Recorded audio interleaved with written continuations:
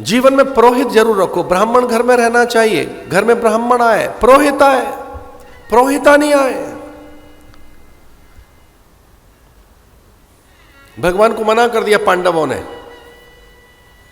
कि जब आप हमारे पास हैं तो क्या पुरोहित की आवश्यकता है। हमारे पास हैं तो सही हमारे गुरु महर्षि वेदव्यास, हमारे पास हैं तो सही पिता में भीष्म, उनसे बड़ा कौन होगा। पिता में भीष्म से बड़ा ज्ञानी वो हमारे पास हैं। महर्षि वेदव्यास हमारे पास है, हमारे पास आप हैं तो सही। लेकिन भगवान ने कहा कि नहीं, पौरोहित्य कर्म के लिए एक ब्राह्मण होना चाहिए। कथा, घर में वार्ता, पूजन, कर्मकांड, होम,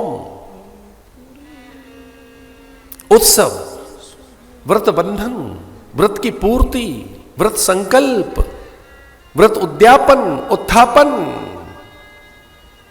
पारंपरिक पूजन, नित्य नैमित्तिक कर्म में उस समय का दान।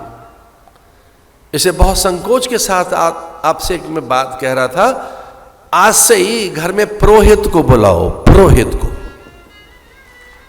जो पूर्व से आपका हित करता चला आएगा। धौम्य ऋषि उनके पुरोहित बनाए गए। एक अलग विषय है ये, धौम्य ऋषि के कारण कितने अनिष्टों की निवृत्ति हुई पांडवों की। एक पुरोहित की तो आंख फूट गई, उसने कहा मेरे यजमान का आप कुछ नहीं लेके जा सकते। शुक्राचार्य ने कहा मैं इनका पुरोहित हूं।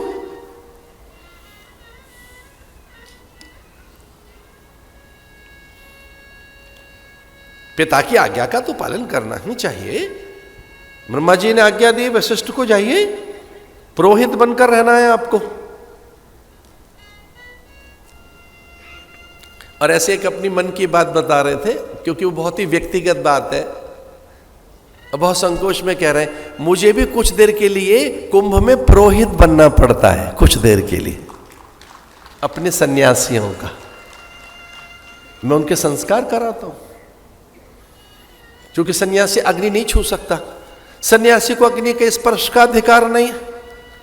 लेकिन देखो भाग्य कैसा मेरा अच्छा है कि मुझे पूरे संत समाज ने अग्नि छूने का अधिकार दिया है कि आचार्य छू सकता है, अन्य नहीं, केवल आचार्य। एक आचार्य छुएगा अग्नि, वो हवन कराएगा, तो हमें हवन कराने का अधिकार है। अपने सन्यासियों का पुरोहित्य कर्म हम करते। ओम भू संन्यस्तम मया, भव संन्यस्तम मया, स्वः संन्यस्तम मया, ओम सर्वम संन्यस्तम मया। हम अपने सन्यासियों का संस्कार कराते हैं, उतनी देर के लिए मैं पंडित बन जाता हूं, उनका हवन करवाता हूं। वो केवल एकमात्र आचार्य को ही अधिकार है, और वहां कोई अग्नि स्पर्श नहीं करेगा, एकमात्र।